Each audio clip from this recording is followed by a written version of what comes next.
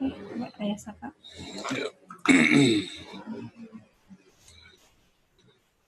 Selamat siang semuanya.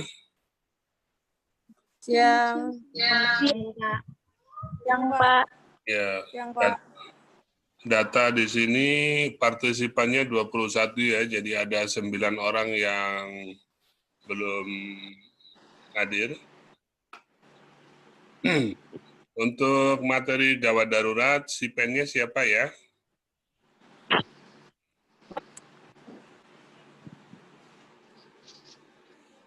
Olivia ya? Ya, oke. Dicatat ya yang hadir hari ini ya, 21 orang ya. Oke, kita akan membicarakan tentang kegawat daruratan. Ini adalah materi tambahan untuk bidan. Jadi maksudnya adalah memang Anda seorang bidan dan biasanya gawat darurat itu terjadinya tidak diduga dan dalam waktu yang sangat cepat. Nah, khusus untuk tenaga kesehatan itu dipersyaratkan semuanya ya, tenaga kesehatan atau tenaga rumah sakit, mulai dari cleaning service, satpam, sampai dengan farmasi, semuanya itu dipersyaratkan untuk menguasai kegawat daruratan dasar. Itu dikarenakan karena kebutuhan dari ilmu gawat darurat ini dibutuhkan dan tidak bisa menunggu orang lain untuk hadir profesional, misalkan harus cari dokter gitu, nggak bisa. Karena kejadiannya limit waktunya sangat mepet. Jika tidak diselamatkan, maka pasien bisa jatuh pada situasi yang lebih fatal atau meninggal. Nah, utamanya kepada kita, para pekerja kesehatan ya, perawat, bidan, dokter, itu apalagi ya, yang tenaga pendukung di rumah sakit aja harus menguasai kegawatan dasar semua ya. Utamanya adalah resusitasi jantung paru ya, untuk menolong keadaan gawat yang terjadi unpredictable ya, yang tidak bisa diprediksi. Nah, selain daripada ini adalah sebuah kebutuhan mutlak bagi tenaga kesehatan, ya, ini juga kegawat daruratan ini juga diperlukan untuk membangun mainstream ya, mainstream atau cara berpikir. Jadi seseorang yang punya mindset gawat darurat itu mainstreamnya itu cara berpikirnya itu dari skala prioritas dulu ya, itu penting ya. Jadi kalau kita bertemu dengan klien, terjadi situasi unpredictable di luar prediksi, terjadi situasi yang gawat, maka kita berpikirnya sudah terbangun cara berpikir dari yang paling urgent dulu untuk diselamatkan ya.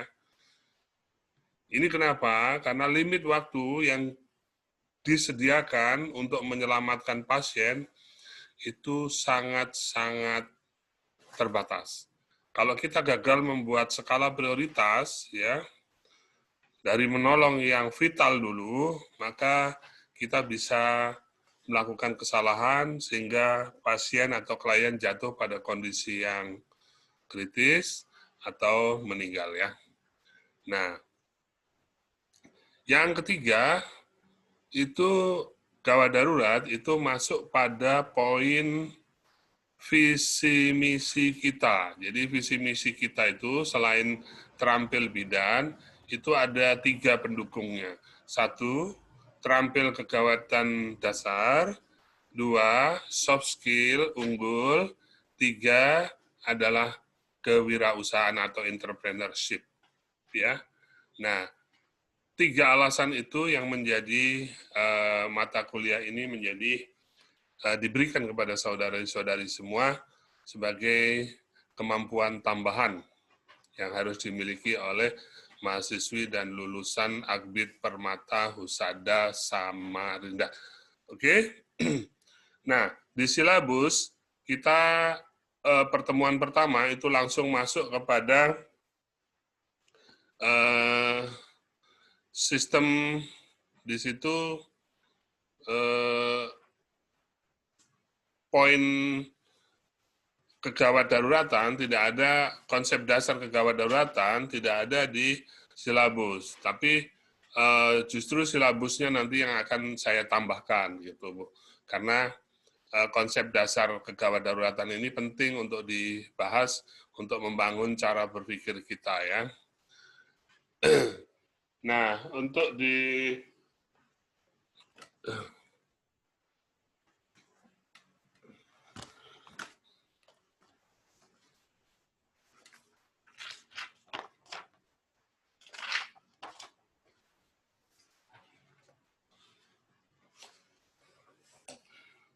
silabus itu langsung masuk di penanggulangan sistem penanggulangan gawat darurat terpadu atau SPGDT, ya.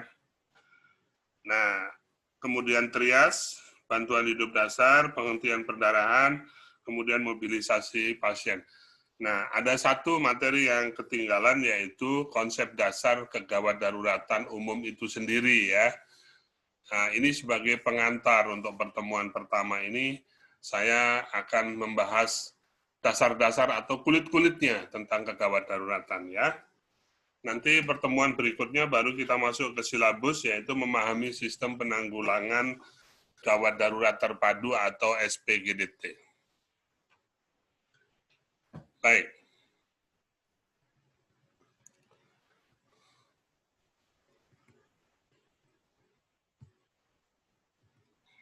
Oke, kita masuk pada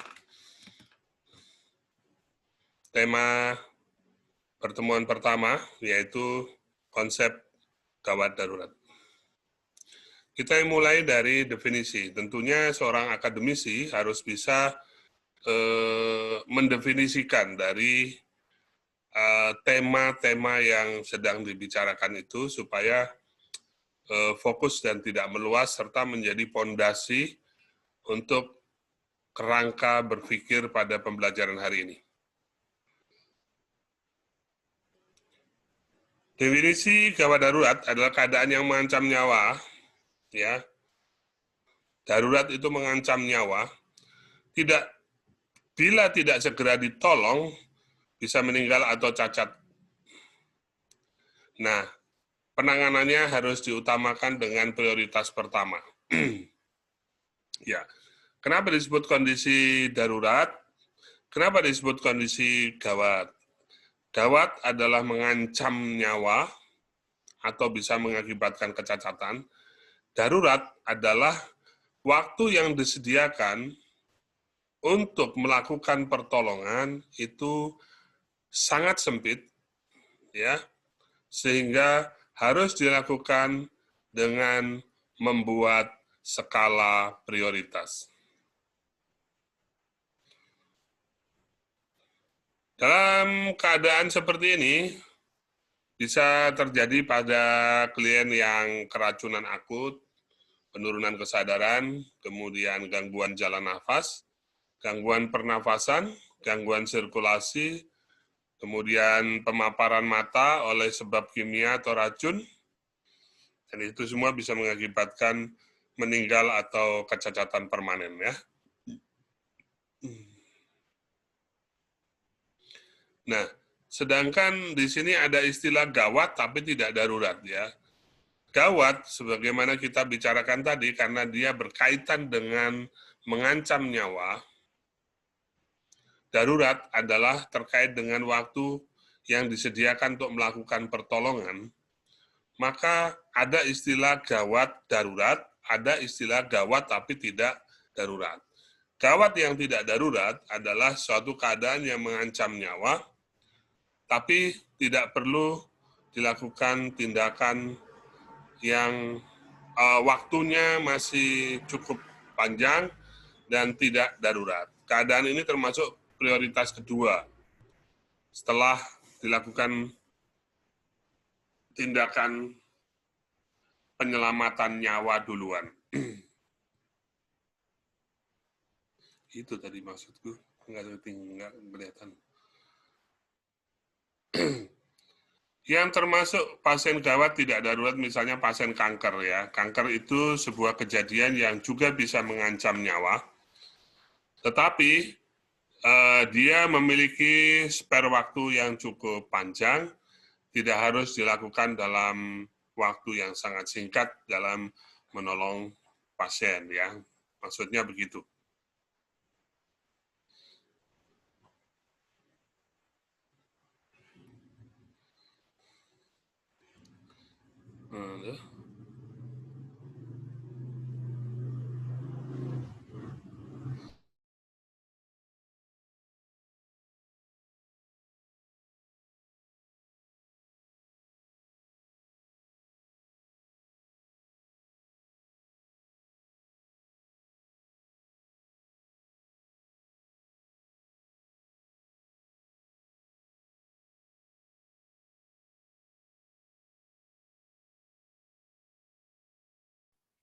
Oke. Ya, kita lanjutkan. Sedangkan tadi gawat tidak darurat, sekarang darurat tapi tidak gawat ya. Keadaan yang tidak mengancam nyawa, tetapi memerlukan tindakan yang darurat. Jadi fokus bicara darurat itu bicara tindakannya, bicara gawat itu adalah bicara yang mengancam nyawanya ya. Pasien biasanya sadar tidak ada gangguan pernapasan dan sirkulasi atau gangguan peredaran darah, tidak ada gangguan peredaran darah, tidak memerlukan bantuan pernapasan, dan dapat langsung diberi terapi definitif. Pasien dapat dirawat di ruang rawat, inap, atau jika keadaannya ringan dapat dipulangkan untuk selanjutnya kontrol poliklinik lewat jalan. Jadi kalau Anda berada di sistem pelayanan gawat darurat, di UGD, maka Anda harus membedakan 3 hal itu ya. Nah, yang keempat ini yang paling tidak mengancam, yaitu keadaan tidak gawat dan tidak juga darurat. Ya, keadaan yang tidak mengancam nyawa tidak juga memerlukan tindakan yang cepat. Gejala klinisnya ringan saja atau asimptomatis ya. Asimptomatis itu tanda-tandanya tidak terlalu kelihatan. Biasanya kasus seperti ini terjadi di gawat darurat pelayanan UGD. Itu pasien atau klien dapat dipulangkan segera, selanjutnya bisa diminta untuk kontrol atau rawat jalan di poliklinik. Oke, jadi ada 4 tadi kategorinya ya. Gawat darurat, gawat tidak darurat, darurat tidak gawat, dan tidak gawat juga tidak darurat. Ya.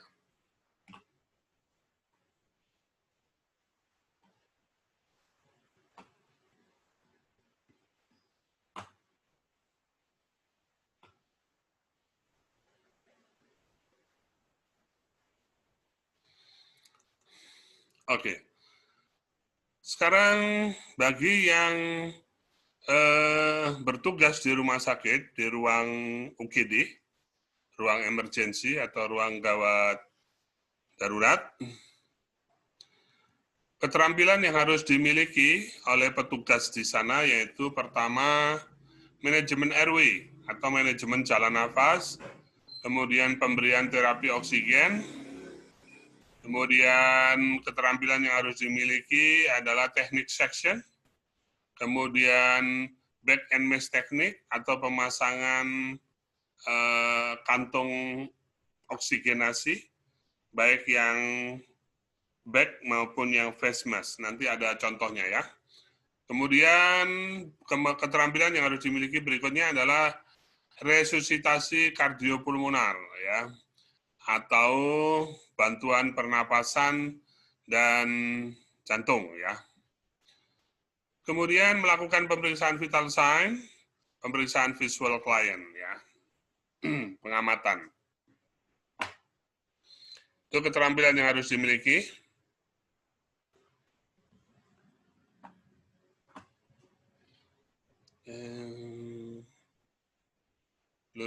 Kemarin nyorot-nyorot.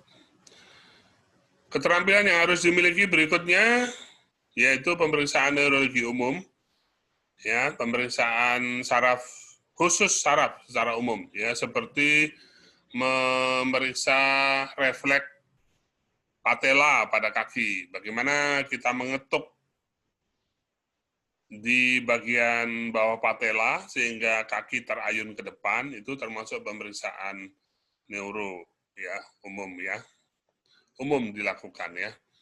Termasuk pupil size atau memberikan cahaya pada pupil, sel pupil di mata kita. Kalau Anda sering lihat itu biasanya pakai senter, ditaruh di samping wajah, kemudian pelan-pelan dia mengarah ke pupil ya. Berikutnya adalah pemeriksaan equality atau keseimbangan kanan dan kiri. Ini biasanya pasien disuruh jalan di satu jalur, misalkan mengikuti susunan keramik yang lurus, ya. Itu biasanya kalau gangguan keseimbangan itu pasien akan terdorong ke arah kiri atau ke kanan, dan itu biasanya gangguannya di sekitar cerebellum, ya.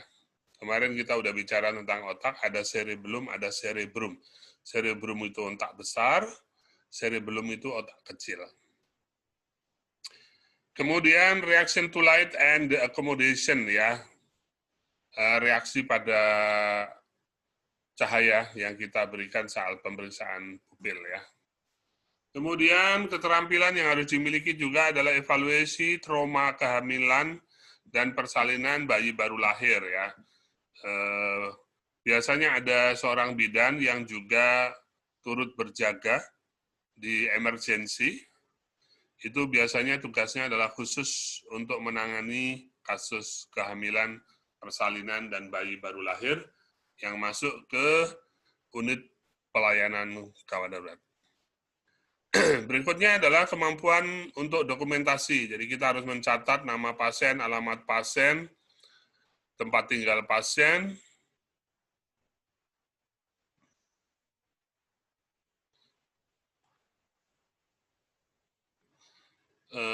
kemudian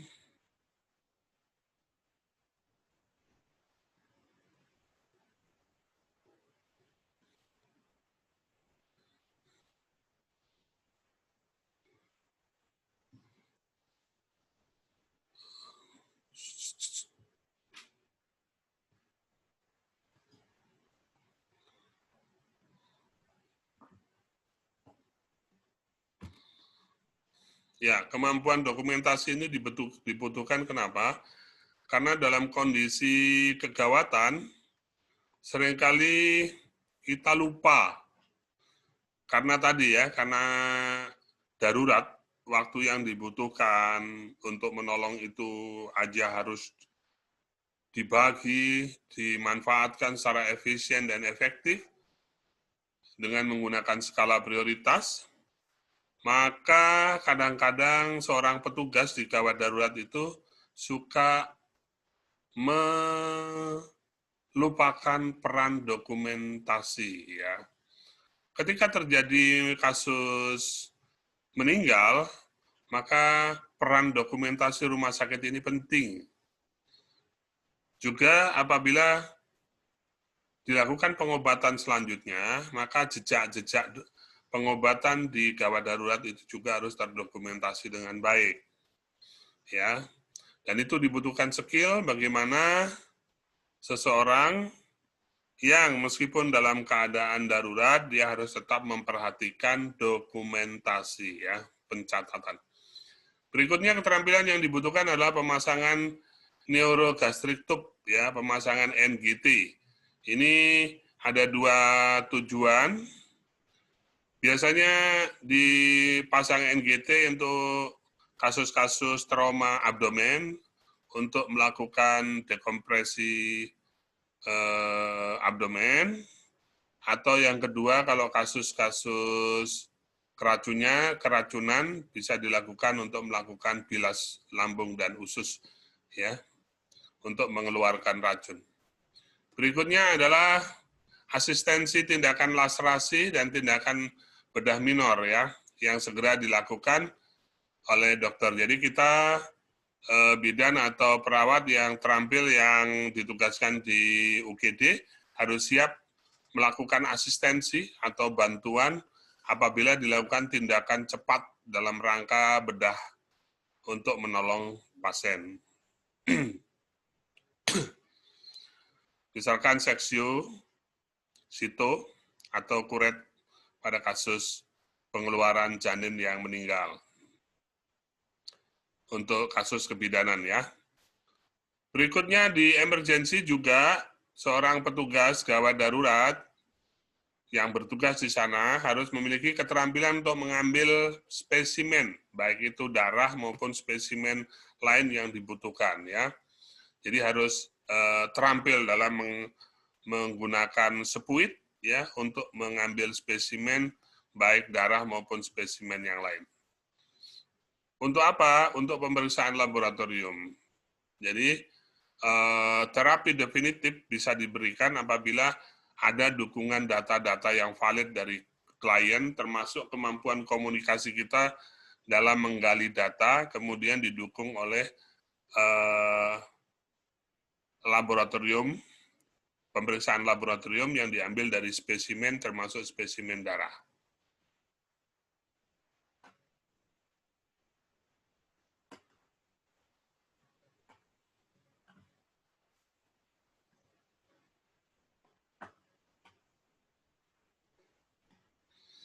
Ya. Selanjutnya adalah pengkajian penderita dan proses penentuan prioritas. Nah, kenapa Anda perlu memahami keterampilan komunikasi? Karena di sini ada tugas dalam manajemen pelayanan asuhan, kebidanan, termasuk perawatan. Itu langkah yang pertama adalah pengkajian atau mengkaji.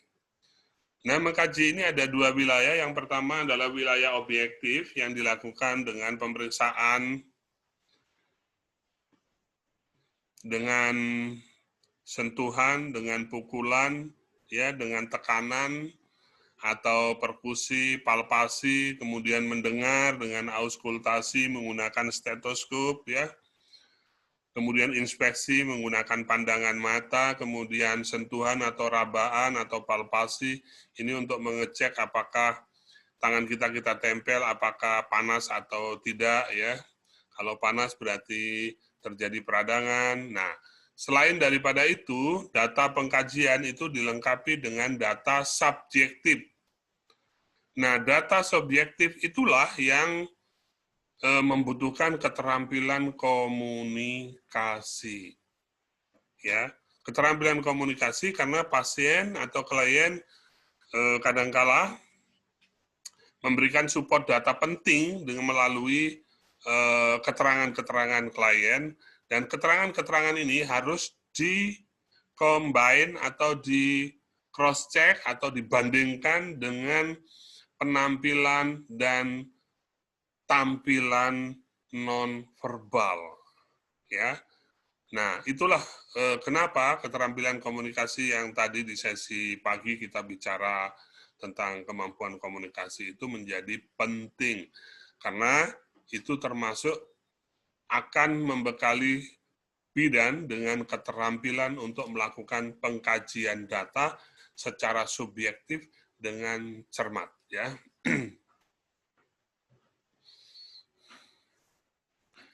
Oke.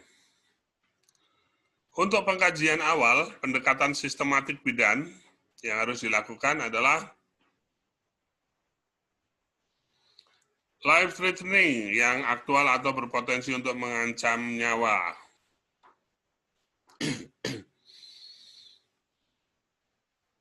Jadi kita harus mengidentifikasi klien datang itu kira-kira kondisi dia yang mengancam nyawa itu di mana. Itu sudah harus ditemukan, ya. Itu di awal. Oke. Makanya seorang petugas emergency itu dilatih dengan menggunakan skala prioritas dengan pendekatan A, B, C, D gitu ya. A itu RW, jadi kita pertama-tama itu apa yang mengancam kehidupan dia? Apakah dari sisi jalan nafas, ya, ataukah dari breath, pernapasan dan irama nafas itu sendiri? C, apakah sirkulasinya yang terganggu? Nah, apakah jalan nafas, apakah pernapasan, apakah peredaran perdarahan dan sirkulasi, apakah itu yang mengancam nyawanya? Nah, kalau itu yang mengancam nyawanya, maka langkah berikutnya adalah kita menentukan dan memprioritaskan tindakan. Nah, untuk memprioritaskan tindakan, dibuatlah pendekatan A, B, C tadi. Ya. Jadi, prioritas kita adalah prioritas yang paling mengancam dari struktur yang tadi, A, B, C tadi. Mana yang paling mengancam? Tapi, walaupun kita menemukan yang mengancam itu adalah sirkulasi, tapi cara berpikir kita itu dimulai dengan prioritas. Dan prioritas pertama yang paling mengancam kehidupan secara teori adalah jalan napas, RW. Ya. Jika itu yang tersumbat, jalan napas yang tersumbat, meskipun pasiennya punya kemampuan bernapas, diafragmanya berkembang, paru-parunya juga berkembang, tentunya tidak ada aliran udara masuk, ya lama-lama akan kekurangan oksigen. Dan kekurangan oksigen itu paling cepat menyebabkan kecacatan atau kematian jika gangguan pernapasan ini atau gagal napas ini melewati waktu 4 sampai dengan 6 menit. Maka akan terjadi kematian sel di otak, ya. Tuh.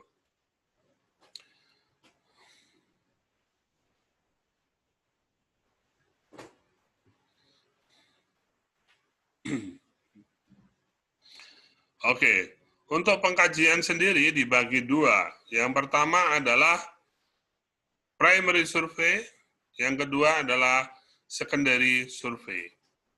Nah, saya tadi bicara A, B, C, D pendekatan yang digunakan dalam rangka menyusun skala prioritas, itu disebut dengan primary survey.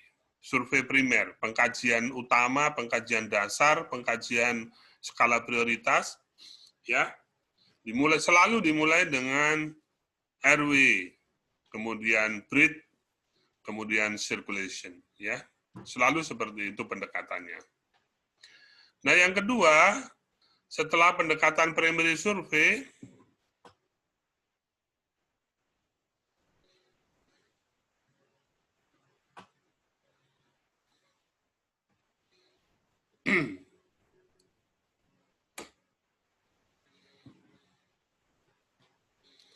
yang kedua,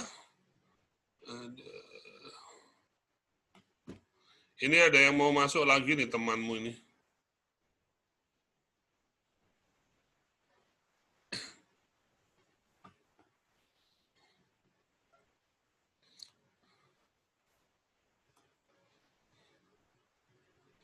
Sudah berapa partisipannya nih? Ya, itu sudah 21 partisipan ya.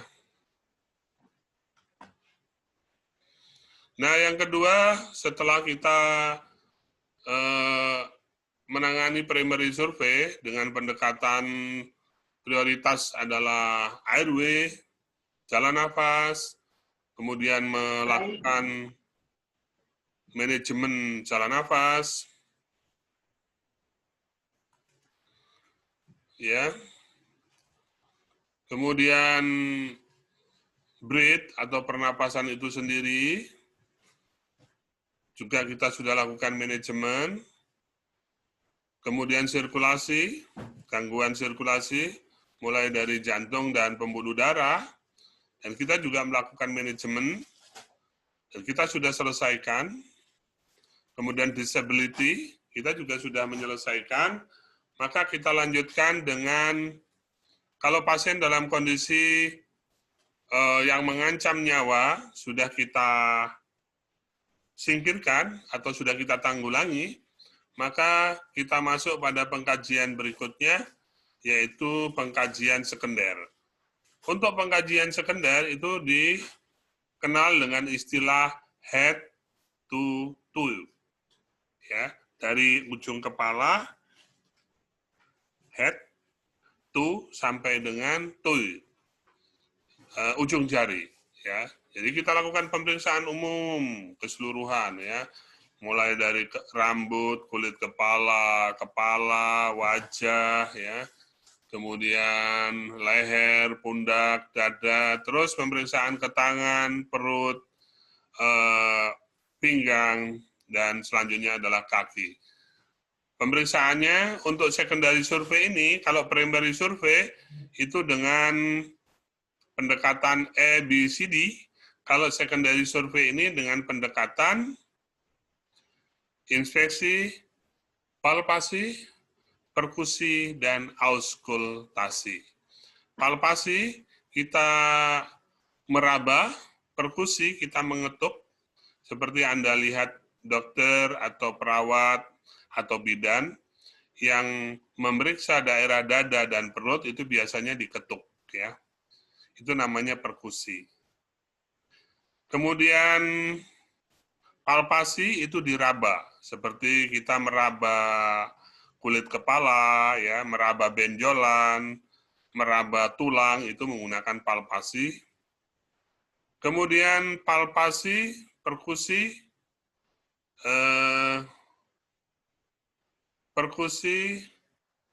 palpasi,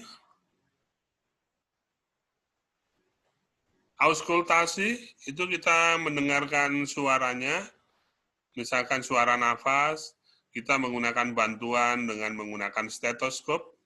Nah, itu kita istilahnya dengan auskultasi.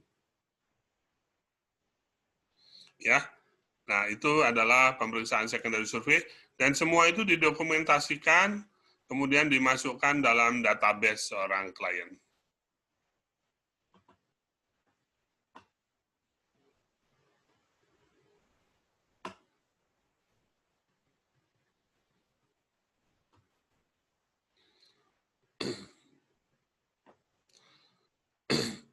Oke. Ini sudah saya jelaskan, fokus pada ABC, fokus pada keluhan utama atau head to toe, ya. Sudah?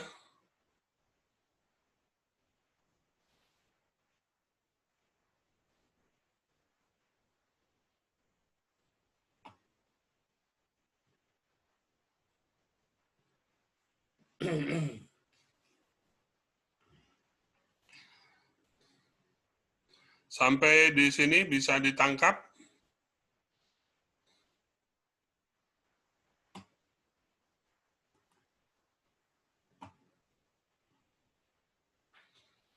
Oke.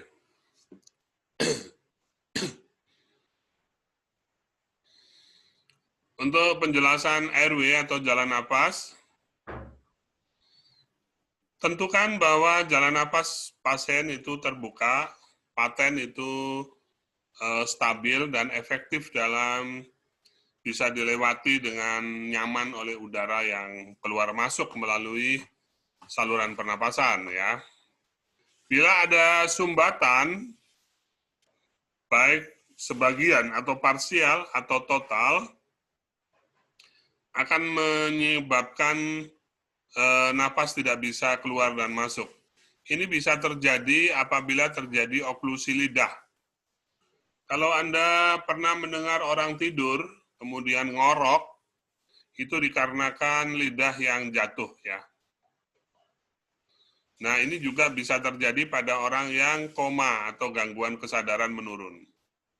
Kemudian inhalasi toksik atau terkena racun di bagian pernapasan. Atau benda asing, contohnya Anda lagi makan bakso, terus Anda bercanda, terus pentolnya ketelan, ya. Atau ada lagi, bukan pentolnya yang ketelan, tapi mangkoknya yang ketelan, ya. Atau edema laring. Edema laring itu kalau misalkan Anda menghirup udara panas, atau bukan Anda lah, pasien ya. Misalkan kompor meledak, kemudian dia menyambar muka, bagian muka atau dada pasien, sehingga udaranya terhirup masuk ke dalam jaringan pernapasan, kemudian terjadi trauma di sana, edema laring namanya. Kemudian bisa juga terjadi pada trauma wajah, wajah yang kejatuhan semen, semennya masuk ke jalan napas juga bisa, leher juga trakea.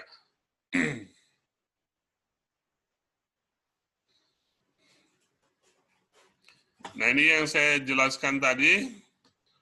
Untuk melihat jalan nafas, kita lihat inspeksi. Ya, kita lihat pergerakan dada, bagian muskulointerkostalis, eksternal yang kelihatan dari luar, kemudian subeksternal ya. Kemudian obstruksi jalan nafas, apakah dia sebagian atau parsial? Biasanya kalau terjadi sumbatan jalan nafas, tidak ada udara masuk. Kalau tidak ada udara masuk, dadanya tidak mengembang. Kalau obstruksi total, kulitnya bisa pucat, kemudian kebiruan, ya, pertanda kekurangan oksigen berat, ya. Kemudian bisa terjadi penurunan kesadaran.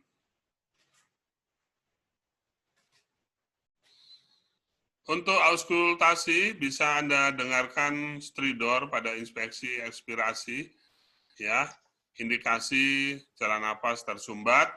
Tidak ada suara napas, berarti tersumbat total, ya.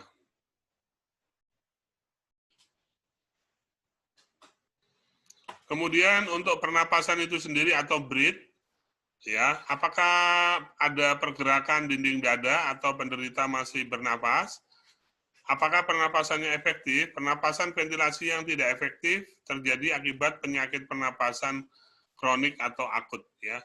Seperti pada kasus kecelakaan yang menyebabkan trauma pada dada, kemudian menghirup racun atau gas, kemudian kasus kegawatan vaskuler kardio.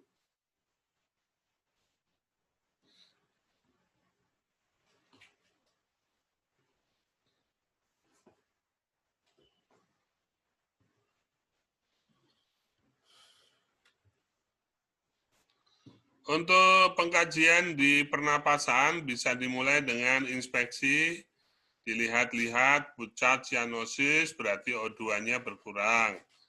Apakah ada tarikan dinding dada? Ya. Apakah ada menggunakan bantuan pernapasan, otot-otot pernapasan lain? Misalkan dengan perut yang sangat mengembang namun dadanya tidak mengembang, ya. Bisa didengarin suara pernapasannya, apakah ada suara tambahan atau tidak. Kemudian apakah pernapasannya ini gangguan irama atau tidak, ya, napas dalam atau tidak, ya, atau bunyi-bunyi tambahan seperti bunyi whis. Bunyi whis ini adalah bunyi pada keadaan klien yang sering terjadi pada penyakit asma, ya. Bunyi seperti seruling, ya.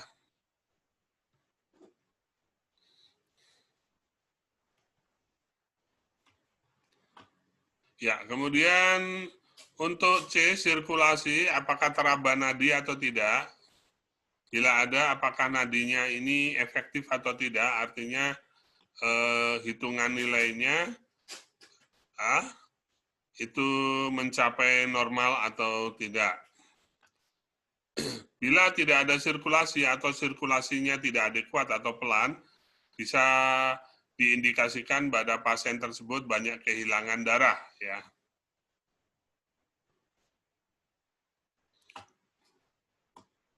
Untuk bagian sirkulasi pada jantung dan pembuluh darah, pertama-tama kita harus mengkaji, melihat nadinya, kemudian status persarafannya, ada atau tidak sirkulasi, ya, apakah ada hipotensi atau tekanan darah yang sangat rendah, apakah ada tanda-tanda sianosis, kebiruan, ya, dan disritmia atau nadi yang tidak teratur.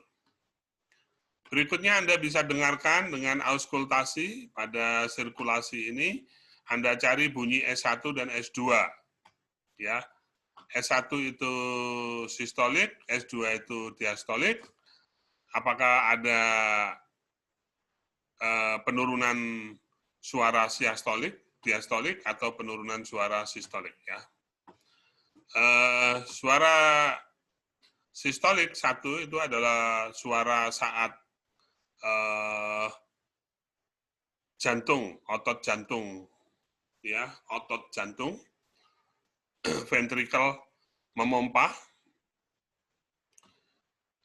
Kemudian S2 itu adalah suara yang diakibatkan oleh katup jantung menutup, dalam artian darah kembali ke jantung.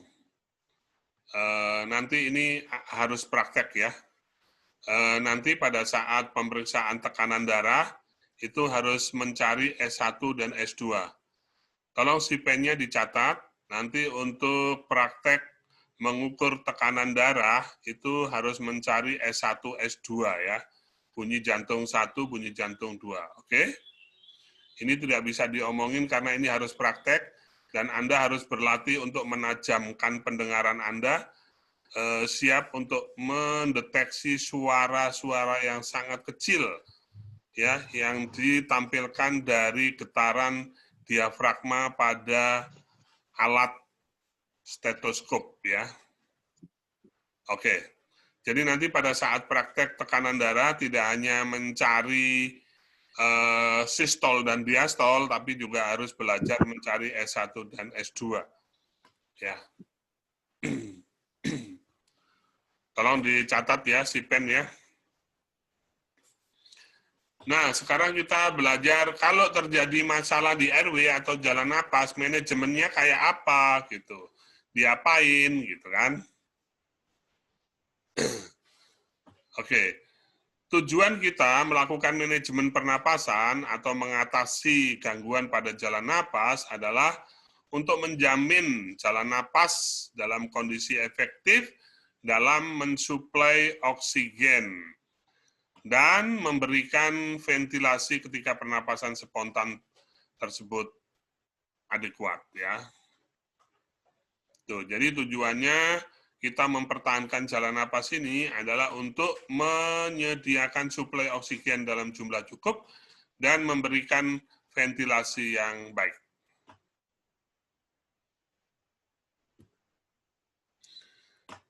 Nah, pertanyaannya kenapa suplai oksigen harus dipertahankan dan itu penting? Karena oksigen ini sangat vital buat otak, buat jantung, dan buat ginjal, ya.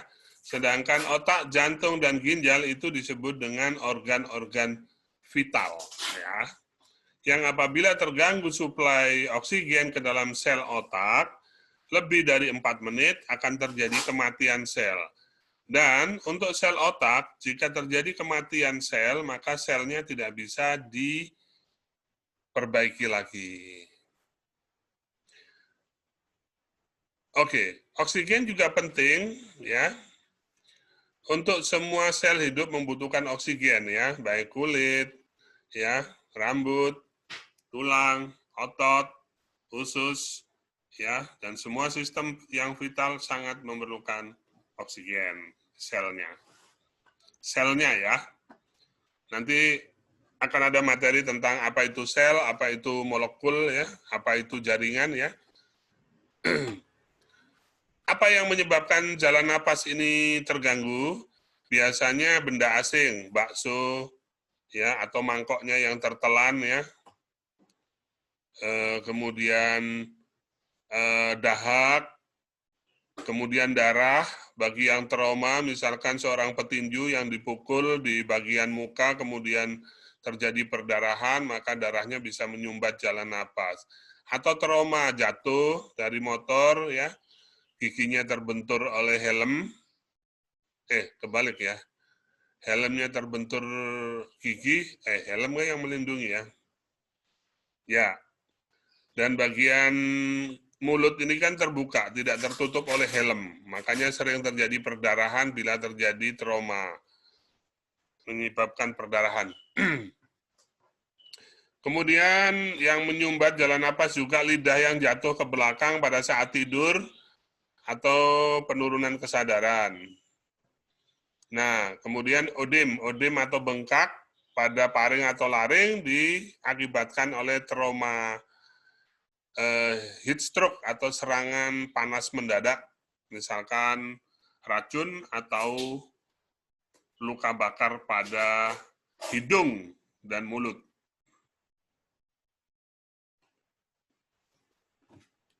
Oke, apa yang dilakukan? Apa yang dilakukan untuk membebaskan napas yang tersumbat? Yang pertama dengan alat ya. Yang kedua tanpa alat ya. Kalau dengan alat ini ada namanya oropharyngeal tube, ada nasopharyngeal tube, ada endotracheal tube ya. Tube-tube ini sering disiapkan di gawat darurat, di ruang gawat darurat. Ini untuk memberikan jalan napas. Nanti kita lihat gambarnya atau kita praktek di laboratorium di kampus atau nanti kita peragakan. Tolong si pen dicatat untuk memberikan contoh pada alat-alat oropharyngeal tube, nasopharyngeal tube, dan endotracheal tube ya. Yang tersedia dua aja, oropharyngeal dan nasopharyngeal ya. Kalau ETT ini adanya di ruang ICU. Kemudian yang tanpa alat, kita bisa membebaskan jalan napas ini dengan cara head-till chin lip ya. Head-till chin lip ya. Tarikan pada kening atas dan dagu ya. Dagunya ditarik ke dada, keningnya ditarik ke arah rambut ya. Yang kedua adalah jaw thrust, adalah teknik untuk menarik rahang ke depan untuk membebaskan jalan napas ya. Nanti kita praktekin ya. Ya.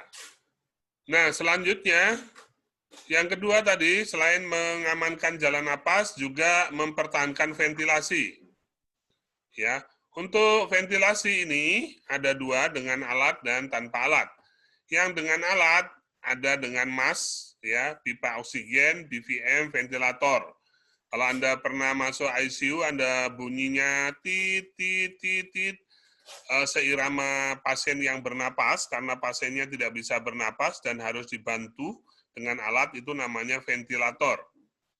Ya, bisa diatur kecepatannya sesuai pernapasan orang normal, atau bisa lebih cepat atau lebih lambat.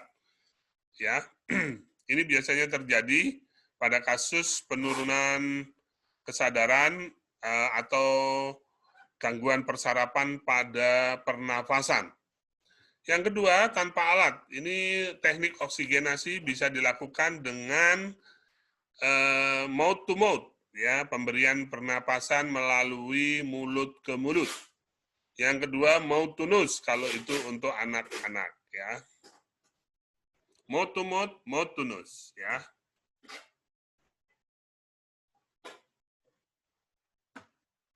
Ya, yang ini adalah teknik head-till chin lift, ya. Ini keningnya ditarik ke bawah, kemudian dagunya dicubit, ditarik ke depan, ya. Itu namanya head-till chin lift. Nah, kalau ini adalah menarik tulang mandibula ke depan, ini disebut dengan jaw thrust, ya.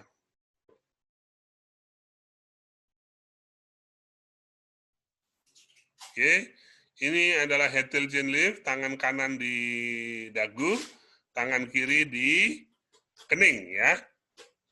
Ini kalau untuk orang yang tidak kidal, kalau orang kidal ya sebaliknya ya.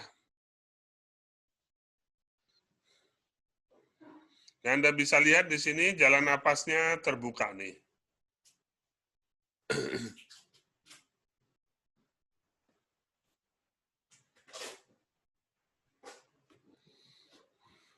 Nah, ini kalau untuk anak-anak ya.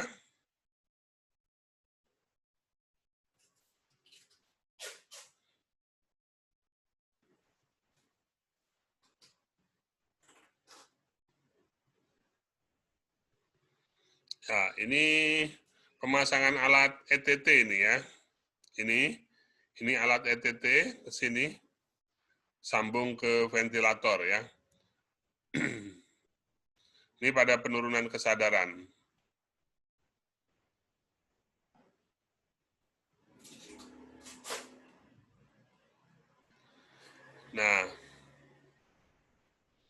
Nah, ini teknik membuka jalan nafas yang salah. Nah, ini yang benar ya.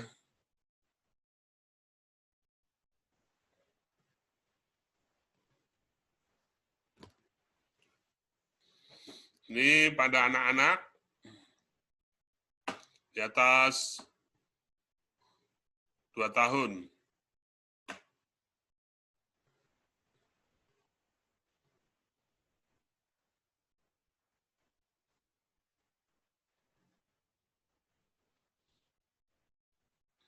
Nah, kalau ini yang kurang dari 2 tahun, cukup di bagian punggung dada, ini diganjal dengan handuk, kemudian kepalanya lebih rendah, sehingga dengan otomatis kepalanya akan terdongak ke atas, ya, agak sedikit tertarik ke atas, karena di punggung belakang bagian dada diganjal oleh handuk.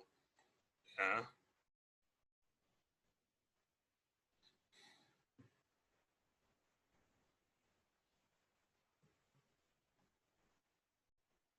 Berikutnya adalah menjaga jalan napas. Tadi ada orofaringeal airway sama ada nasofaringeal ya. Alat bantu untuk menjaga jalan nafas. Ukurannya mulai dari 1 sampai dengan 5. Teknik pemasangan bisa langsung tidak langsung, nanti kita praktekkan.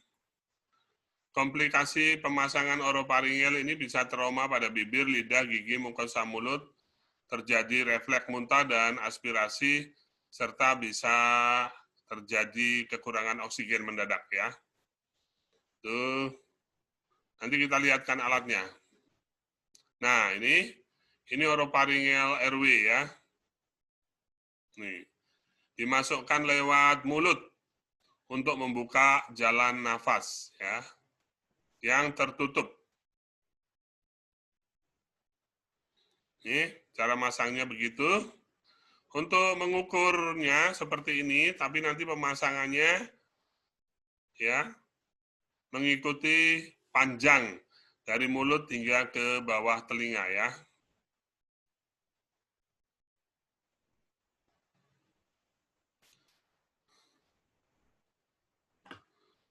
Cara masangnya seperti ini. Cara masangnya terbalik, membentuk seperti ini dulu. Nanti kalau sudah di dalam baru diputar seperti ini ya. Nah, kalau ini nasofaringeal airway ya. Untuk mempertahankan jalan napas, ini dimasukin lewat hidung. Ya. Ukurannya 12F sampai 36F ya, ukuran-ukurannya. Kalau yang tadi ukurannya 1 sampai 5, kalau ini untuk nasofaringeal ini ukurannya 12 hingga 36F. Ya, komplikasinya bisa perdarahan pada hidung, aspirasi dan hipoksia. Berikutnya endotracheal tube, ini bukan wilayahnya bidan, tidak perlu dipelajari.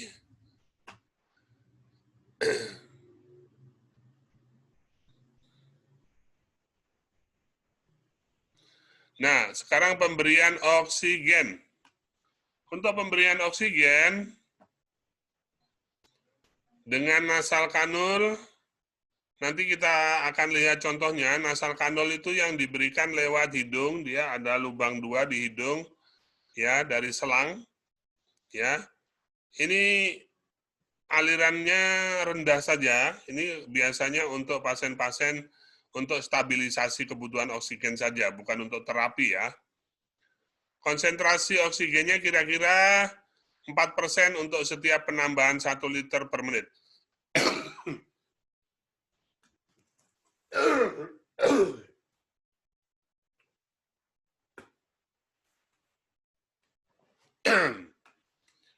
Oke,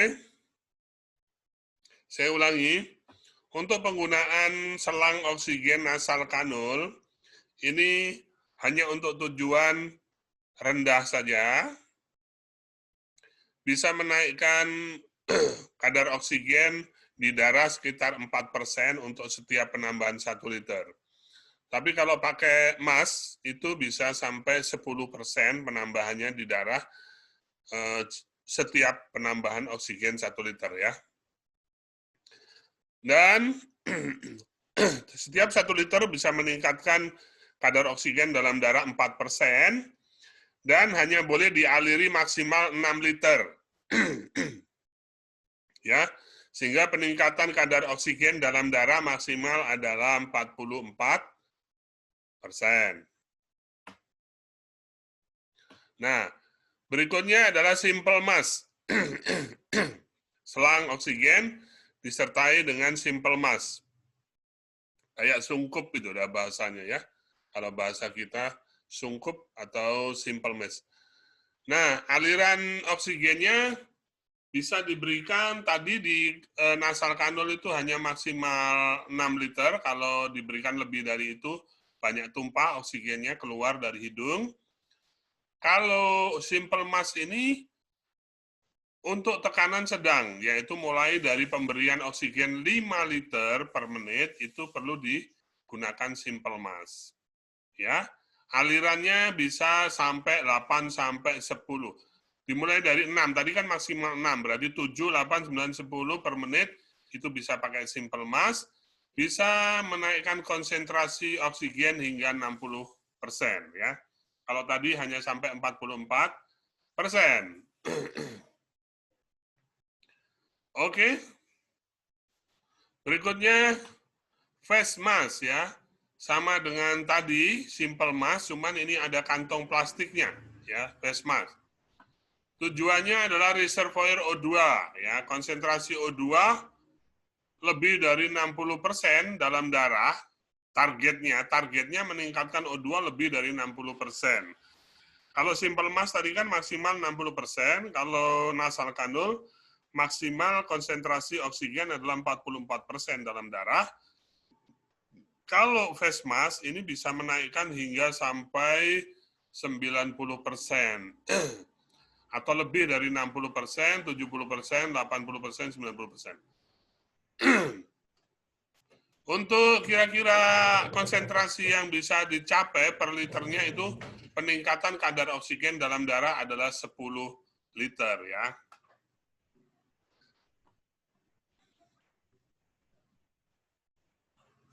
Kalau nasal kanul tadi hanya 4% per liter.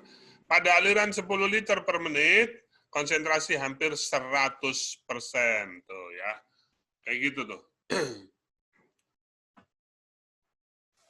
Bisa ditingkatkan alirannya sampai 10 liter per menit pemberian oksigennya.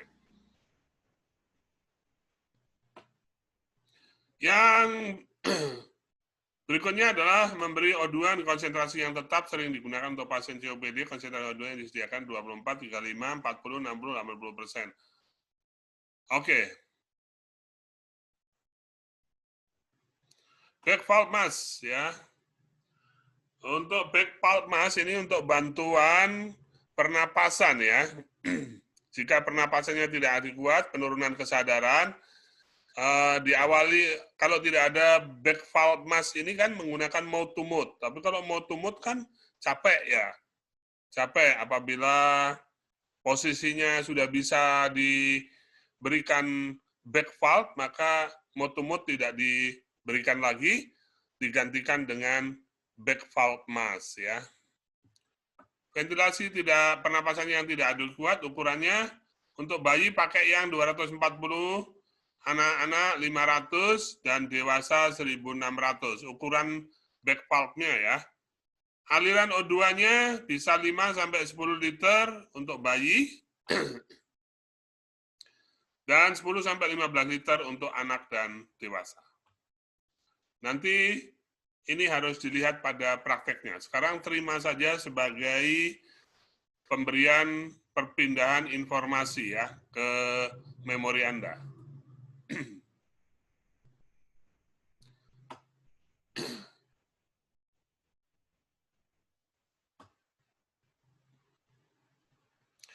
Ini penting diketahui bidan bagaimana membuka dan mempertahankan jalan napas, teknik sederhana bagaimana membantu dan melakukan intubasi, komplikasi yang menyertai ya. Dah?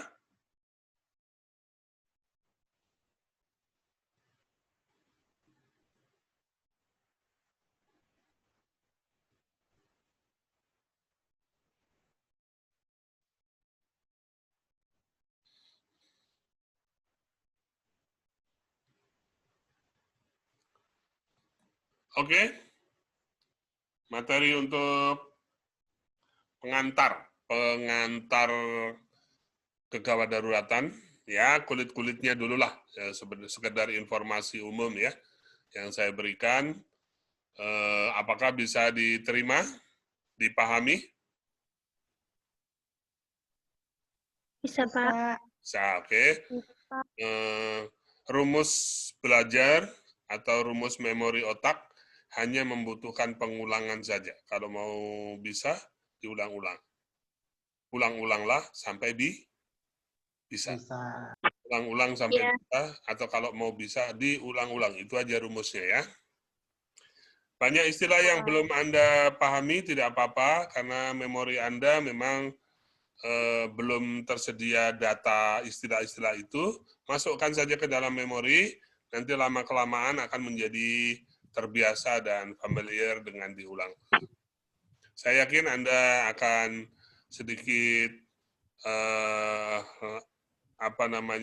menyesuaikan ya kemampuan memori otaknya, menyesuaikan dengan istilah-istilah baru, dan apabila ada kesulitan itu sabar saja, ulang-ulangi saja, nanti akan terbiasa ya.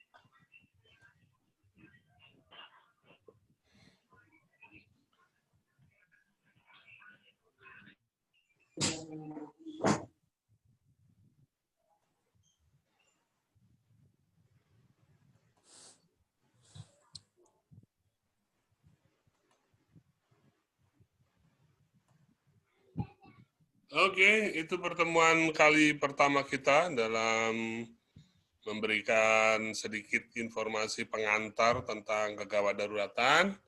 Dan untuk sementara Anda ada 20 apa 21 tadi yang partisipan pada kuliah siang hari ini. Apakah ada pertanyaan atau ada yang mau didiskusikan dengan saya?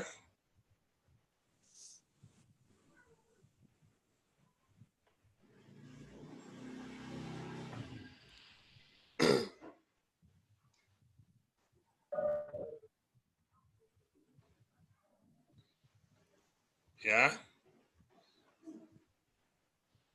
Kalau belum ada, tidak apa-apa. Nanti saya tunggu pertanyaannya di pertemuan kegawat daruratan yang mendatang. Dan silakan dipahami dan dibaca ulang materi ini sampai dengan Anda bisa terbiasa dengan istilah-istilah dan materi gawat darurat. Ini targetnya selain ada 3 kompetensi gawat darurat, yang pertama adalah knowledge, Anda harus memahami konsepnya. Ya, yang kedua adalah skill, ya, keterampilan dalam melakukan penyelamatan pasien, ya. Dan yang ketiga adalah etik dan legal kegawat daruratan. Kenapa? Karena di gawat darurat ini seringkali petugas menjadi salah ketika pasiennya meninggal, ya. Nah, karena itu kemampuan dokumentasi dan konsep pemahaman etik kolegal itu penting untuk diperhatikan, ya. Mungkin itu dulu, kalau tidak ada pertanyaan kuliah kita pada siang hari ini. Kalau saya memberikan materi dengan cepat, itu baru awal ya, nanti ke belakangnya nanti akan lebih cepat lagi ya. Jangan khawatir, saya akan bawa Anda dengan cara menyetir yang cepat ya. Mungkin agak sedikit beda dengan yang lain karena saya sedang berusaha menerapkan materi brainstem ya. Nanti Anda akan terbiasa kalau sudah kita masuk pada materi brain stimulation ya. Karena target brain stimulation kemarin kita sepakati bahwa kemampuan yang harus Anda miliki adalah berpikir cepat, membaca cepat, berhitung cepat, critical thinking and problem solving, dan kemampuan analisis ya. Itu berpikir kritis, problem solving, dan kemampuan analisis itu sangat dibutuhkan oleh bidan untuk memecahkan masalah-masalah dengan klien atau untuk menghadapi juga tentang ujian kompetensi bidan yang hampir semua soalnya itu tentang analisa. Nah, untuk bisa menganalisa membutuhkan kemampuan berpikir kritis dan problem solving. Ya, tentunya pemahamannya harus bagus, harus bacaannya harus banyak. Untuk bisa membaca banyak, maka Anda harus bisa membaca dengan cepat. Kalau baca buku satu itu 1 tahun, ya kapan selesainya ya? Kapan perpindahan knowledge-nya ke otak kita? Ya, mungkin itu. Terima kasih. Boleh out dari meeting room ini. Terima kasih atas perhatiannya. Semuanya sehat-sehat selalu. Ya, jaga kesehatan maksud saya. Dan tetap sehat dengan cara olahraga dan makan-makan yang sehat ya. Makanannya kucing atau makanannya kadal jangan dimakan ya. Terima kasih, selamat siang. Siang, Pak. Siang.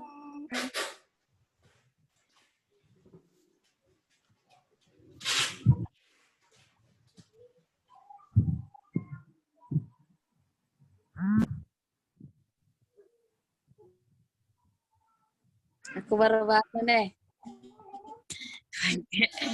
Astaga.